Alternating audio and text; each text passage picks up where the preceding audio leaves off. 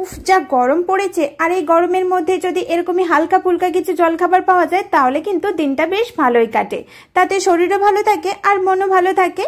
আপনারা দেখছেন অনিতা কিচেন, আমি অনিতা কিচেনে আপনাদের সকলকে স্বাগত জানাই। এখনো চ্যানেলটি সাবস্ক্রাইব না করে থাকলে বা আমার ভিডিও যদি প্রথমবারের জন্য দেখছেন তাহলে অবশ্যই চ্যানেলটিকে সাবস্ক্রাইব করে রাখবেন এই ধরনের নতুন নতুন রেসিপি পাওয়ার জন্য। ভিডিওটিকে একটি লাইক দিয়ে শেষ পর্যন্ত আমার সাথে অবশ্যই থাকবেন এই নতুন রেসিপিটি জানার জন্য। এর জন্য নিয়েছি 1-3 কাপ পরিমাণ উড়দ ডাল। উড়দ ডালটাকে ভালোভাবে জল দিয়ে ধুয়ে পরিষ্কার করে আবারও ভালো জল দিয়ে ভিজিয়ে রেখে দিচ্ছি শুধুমাত্র আধ ঘন্টার জন্য।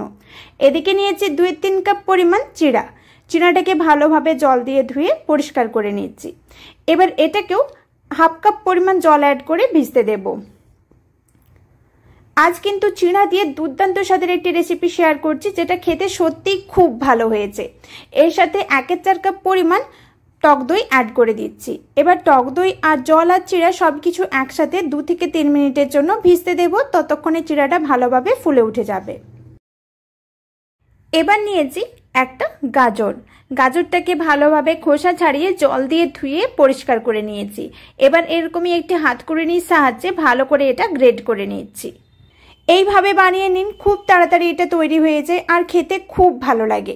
এটা ব্রেকফাস্ট, ডিনার বা লাঞ্চ হিসেবেও খেতে পারেন, তাছাড়া বাচ্চাদের টিফিনের জন্য অনায়াসে বানিয়ে দিতে পারেন। ভীষণ হেলদি হয় আর খুব টেস্টি, স্বাস্থ্যের জন্য খুব উপকার। আর বাচ্চাদের তো এতটাই ভালো লাগবে তারা বারবার আবদার করবে এটা বানিয়ে দেওয়ার জন্য। গাজরটা গ্রেট করে নিয়েছি, সাথে নিয়েছি একটা মিষ্টি আলু। যাদের আলু খাওয়া চলে না তারা কিন্তু এইভাবে মিষ্টি আলু দিয়েও এটা বানিয়ে নিতে পারেন, খেতে অসাধারণ টেস্টি হয়।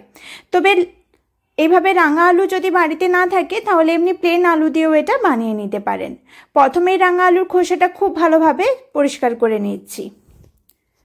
আজ কিন্তু একদম নতুন একটি রেসিপি শেয়ার করছি যা খেতে সত্যি খুব ভালো হয়েছে।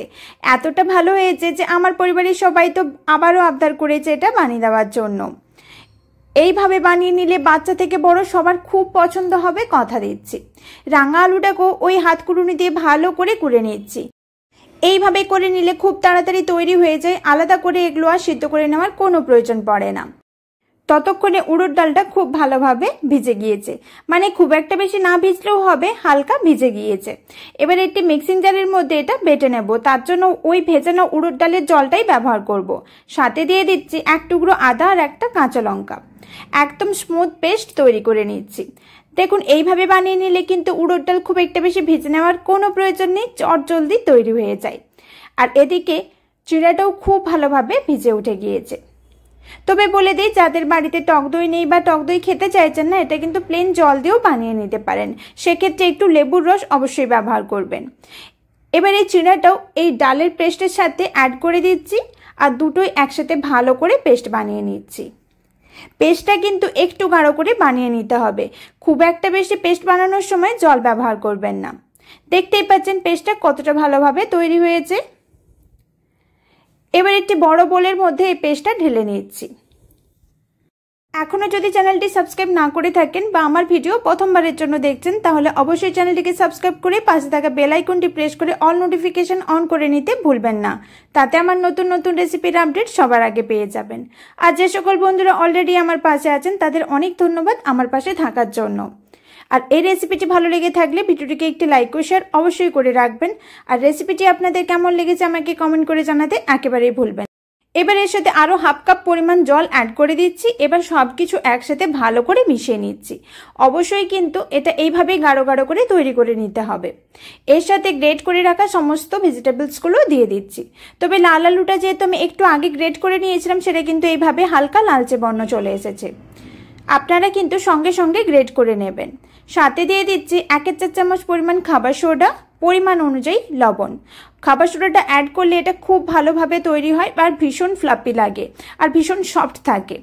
এর সাথে হাফ চামচ পরিমাণ চাট মশলা অ্যাড করে দিচ্ছি, 1-4 চামচ হলুদ গুঁড়ো দিয়ে দিচ্ছি, 1-4 চামচ পরিমাণ বিট লবণ, ওই 1-4 চামচ পরিমাণ গোলমরিচ গুঁড়ো, আর খুবই সামান্য পরিমাণ লাল লঙ্কার গুঁড়ো, 1-4 চামচ পরিমাণ ভাজা জিরে গুঁড়ো অ্যাড করে দিচ্ছি। এবার সব কিছু একসাথে ভালো করে মিশিয়ে নিচ্ছি। এইভাবে একবার এই রেসিপিটা বানিয়ে দেখুন, সত্যিই কিন্তু অসাধারণ টেস্টি হয়, খেতে এত ভালো লাগে যে বারবার বানিয়ে খেতে ইচ্ছে করবে, কথা দিচ্ছি। আর মিশ্রণটা দেখে আশা করি বুঝতেই পারছেন এটা ঠিক কতটা গাঢ় আছে। এইভাবে গাঢ় গাঢ় করে তৈরি করে নিতে হবে। তবে এখানে যদি খুব এটা পাতলা হয়ে গিয়ে থাকে তাহলে এখানে বেসন বা আটার ব্যবহারও করতে পারেন, আর খুব বেশি যদি গাঢ় হয়ে গিয়ে থাকে তাহলে অল্প পরিমাণ জল অ্যাড করতে পারেন। এবার একটি ছোট ডাবুর সাহায্যে মিশ্রণটা নিয়ে তাওয়াতে বেশ কিছুটা পরিমাণ বাটার দিয়ে ওর মধ্যে এভাবেই ছড়িয়ে দিলাম। ওপর থেকে দিয়ে দিচ্ছি কুচানো পেঁয়াজ। এটা কিন্তু একদমই অপশনাল, আপনাদের ইচ্ছে হলে দেবেন, নাহলে স্কিপ করতেও পারেন। এটা এমনিতেও খেতে খুব টেস্টি হয়। আর এই পেঁয়াজের জন্য ওপর থেকে সামান্য পরিমাণ বিট লবণ ছড়িয়ে দিলাম। এবার এটাকে উল্টে পাল্টে খুব ভালো করে ভেজে নিচ্ছি। এটা বাটার, তেল বা ঘি যে কোনো কিছু দিয়েও বানিয়ে নিতে পারেন। আর হাতে কম সময় থাকলে আমার মতন এইভাবে একসাথে দুটোও বানিয়ে নিতে পারেন। আরও একটা তৈরি করে দেখাচ্ছি আপনাদের, দেখুন এটা তৈরি করে নেওয়া কতটা সহজ, খেতেও অসাধারণ টেস্টি হয়েছে। সকাল বিকেল বা বাচ্চাদের টিফিনের জন্য বা ডিনারেও এটা ঝটপট বানিয়ে নিতে পারেন, খেতে সত্যি খুব ভালো হয়েছে। তবে আপনাদের কেমন লেগেছে আমাকে কমেন্ট করে অবশ্যই জানাবেন। আমি এটা পেঁয়াজ দিয়ে উপর বানিয়ে নিয়েছি, তবে কিন্তু এইভাবেও এটা পেঁয়াজ ছাড়াও বানিয়ে নিতে পারেন, তাতেও খেতে খুব ভালো লাগে। দেখুন এটা কিন্তু আমি পেঁয়াজ ছাড়াই এটা বানিয়ে নিচ্ছি। তবে আপনাদের ইচ্ছে হলে এখানে কারি পাতা বা ধনে পাতার ব্যবহারও করতে পারেন। সবগুলো আমি এভাবে এক এক করে তৈরি করে নিয়েছি। আর দেখুন এটা দেখতে কতটা ভালো লাগছে, খেতেও ভীষণ সফট তৈরি হয়েছে। সকাল থেকে রাত অবধি এগুলো একদম নরম তুলতুলে থাকে আর খেতে খুব ভালো লাগে। এই নতুন রেসিপিটি আপনাদের কেমন লেগেছে অবশ্যই আমাকে কমেন্ট করে জানাবেন। ভালো লেগে থাকলে ভিডিওটিকে একটি লাইক ও শেয়ার ও চ্যানেলটিকে সাবস্ক্রাইব করে রাখার অনুরোধ রইল। আবারও দেখা হবে আরও একটি নতুন রেসিপি নিয়ে। ভালো থাকবেন, সুস্থ থাকবেন। আমার সাথে শেষ অবধি থাকার জন্য অনেক ধন্যবাদ।